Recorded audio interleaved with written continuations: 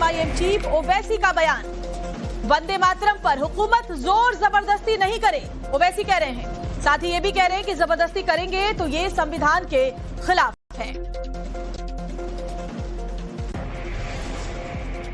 तो सबसे बड़ा सवाल है कि आखिर ओवैसी को वंदे मातरम कहने में क्या दिक्कत है, या किसी भी और को वंदे मातरम कहने में क्या तकलीफ है? आखिर क्यों उन्हें लगता है कि जबरदस्ती की जा रही है, और जबरदस्ती करने की जरूरत ही आखिर क्यों महसूस हो रही है? अगर उन्हें ये लगता भी है तो ये बड़ी खबर आपको बता रहे हैं। ओवैसी कहते हैं कि हुकूमत जोर जबरदस्ती ना करे। वंदे मातरम राष्ट्रीय गीत है ओवैसी को, लेकिन इससे परहेज है। और न सिर्फ ओवैसी, कई ऐसे विपक्षी नेता हैं जो इसको लेकर सवाल उठा चुके हैं। यहां कोई पक्ष प्रतिपक्ष नहीं है, क्योंकि हम सब यहां जो बैठे हैं एक्चुअली हमारे लिए रण स्वीकार करने का अवसर है कि जिस वंदे मातरम के कारण लक्षावधि लोग आजादी का आंदोलन चला रहे थे, और उसी का परिणाम है कि आज हम सब यहां बैठे हैं। और इसलिए हम सभी सांसदों के लिए, हम सभी जनप्रतिनिधियों के लिए वंदे मातरम के रण स्वीकार करने का एक पावन पर्व है। हमारा भारत एक इसका मजमुआ क्या है? इसमें हिंदू है, मुसलमान है, सिख है, ईसाई है, जैन है, एथिस्ट है, मेहनतकश है, किसान, गरीब, मजलूम और दलित है। मगर अगर जो तकारीर आज हमने यहाँ पर सुनी और बाहर जो सुनते हैं, अगर भारत को देवी कहने और उसके आगे सजदा करने, तो दरअसल कौम परस्ती को, वतन से मोहब्बत को मजहब में तब्दील कर रहे, और फिर यहां पर बोल रहे कि अगर भारत में रहना है तो वंदे मातरम गाना पड़ेगा। भाई ये तो संविधान के खिलाफ है, सुप्रीम कोर्ट के जजमेंट के खिलाफ है। वहीं प्रधानमंत्री मोदी ने कहा आज देश वंदे मातरम की भावना के साथ आगे बढ़ रहा है। ओवैसी ने पलटवार करते हुए दिला, माली और जल्लाद का उदाहरण दिया। तो ओवैसी ने माली और जल्लाद का उदाहरण दिया। ओवैसी ने कहा वफादारी का सर्टिफिकेट हमसे मत लीजिए। 1947 में देश आजाद होने के बाद देश की चुनौतियां बदली, देश की प्राथमिकताएं बदली, लेकिन देश का चरित्र, देश की जीवटता वही रही, वही प्रेरणा मिलती रही।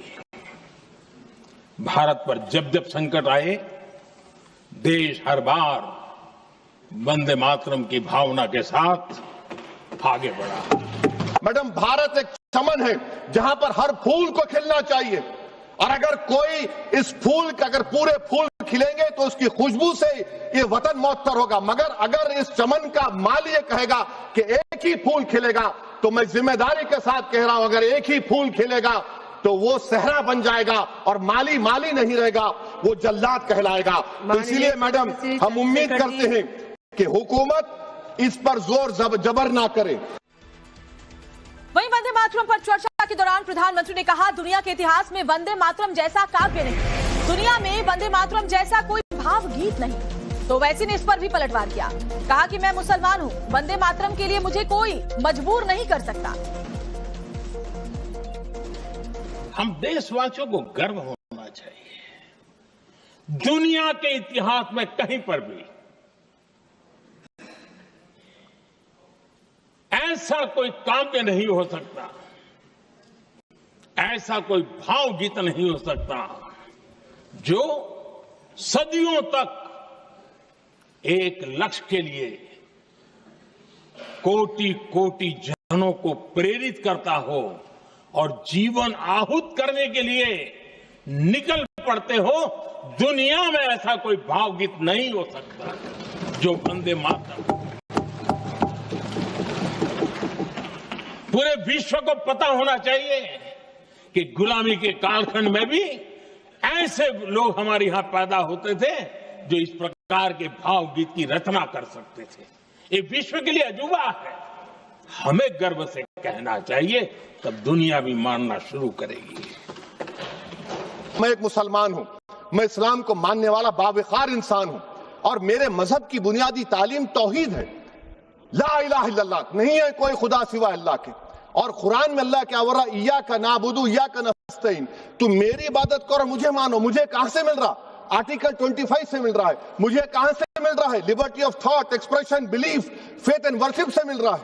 तो इसको जोड़ना ये बहुत ही खतरनाक होगा। और हमारे प्रॉफेट मोहम्मद सल्लल्लाहु अलैहि वसल्लम जब मदीने को गए तो उन्होंने उस वतन के लिए दुआ की, कहा कि अल्लाह मदीने की मोहब्बत हमारे दिलों में और इजाफा कर दे। वंदे मातरम पर चर्चा के दौरान प्रधानमंत्री ने बोला जिन्ना पर भी हमला। मोदी ने कहा कि मोहम्मद अली जिन्ना ने लखनऊ से 15 अक्टूबर 1926 को वंदे मातरम के खिलाफ नारा बुलंद किया, जिसके आगे नेहरू झुक गए। ओवैसी ने कहा देशभक्ति को धर्म से जोड़ना गलत है। भारत में आजादी इसलिए आई, हमने मुल्क और मजहब को एक नहीं बनाया। हुकूमत इस पर जोर जबर ना करे, अगर जबरदस्ती करेंगे तो ये संविधान के खिलाफ है। वंदे मातरम के प्रति मुस्लिम लीग की विरोध की राजनीति तेज होती जा रही थी। मोहम्मद अली जिन्ना ने लखनऊ से 15 अक्टूबर 1937 को वंदे मातरम के विरुद्ध का नारा बुलंद किया। फिर कांग्रेस के तत्कालीन अध्यक्ष जवाहरलाल नेहरू को अपना सिंहासन डोलता दिखा। बजाय कि नेहरू जी मुस्लिम लीग के आधारहीन बयानों को तगड़ा जवाब देते, करारा जवाब देते, मुस्लिम लीग के बयानों की निंदा करते,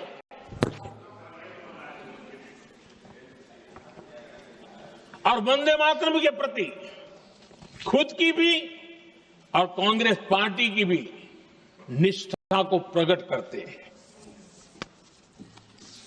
लेकिन उल्टा हुआ। वो ऐसा क्यों कर रहे, वो तो पूछा ही नहीं, न जाना। लेकिन उन्होंने वंदे मातरम की ही पड़ताल शुरू कर दी। जिन्ना के विरोध के 5 दिन बाद ही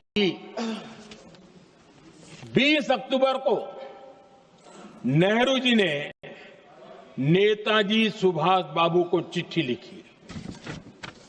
उस चिट्ठी में जिन्ना की भावना से नेहरू जी अपनी सहमति जताते हुए कि वंदे मातरम की, ये जो उन्होंने सुभाष बाबू को लिखा है, वंदे मातरम की आनंद मठ वाली पृष्ठभूमि मुसलमानों को इरिटेट कर सकती है। आजादी इसलिए आई और बरकरार रही कि हमने मुल्क और मजहब को एक चीज नहीं बनाया। हमने ऐलान किया कि हमारी मुल्क मुख्तलिफ तबकात मज़ाहिब पर मुश्तमिल है। हमारे मुश्तरका तकदीर हमारी कौमियत का सरचश्मा है। यह खास जबान, सखावत, मजहब नहीं है। अगर वंदे मातरम का मतन कौम और मजहब को एक बना देता है, अगर हम इसे टेस्ट बनाते हैं वफादारी का, तो फिर मान लीजिए कि यह गांधी, अंबेडकर, टैगोर, बोस और लाखों आजादी के सिपाहियों की सोच को छोड़कर गोडसे की सोच की हिंदू कौमी परस्ताना, मैं खत्म कर रहा हूं, हिंदू कौम परस्ताना को अख्तियार करेंगे। मुझे वतन से बेइंतहा मोहब्बत है मैडम।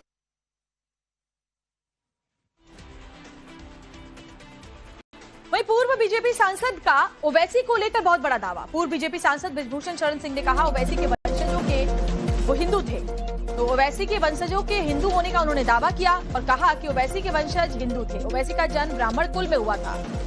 यूपी के कैसरगंज से बीजेपी के पूर्व सांसद बृजभूषण शरण सिंह ने ओवैसी को लेकर टिप्पणी की है। उन्होंने कहा कि असदुद्दीन ओवैसी के पूर्वज हिंदू थे। ओवैसी का जन्म ब्राह्मण कुल में हुआ था। ये कोई पहला मौका नहीं था जब AIMIM चीफ ओवैसी के वंश के बारे में ऐसा दावा किया गया है। राज्यसभा सांसद राकेश सिन्हा भी कह चुके हैं कि ओवैसी के परदादा हैदराबाद के ब्राह्मण थे।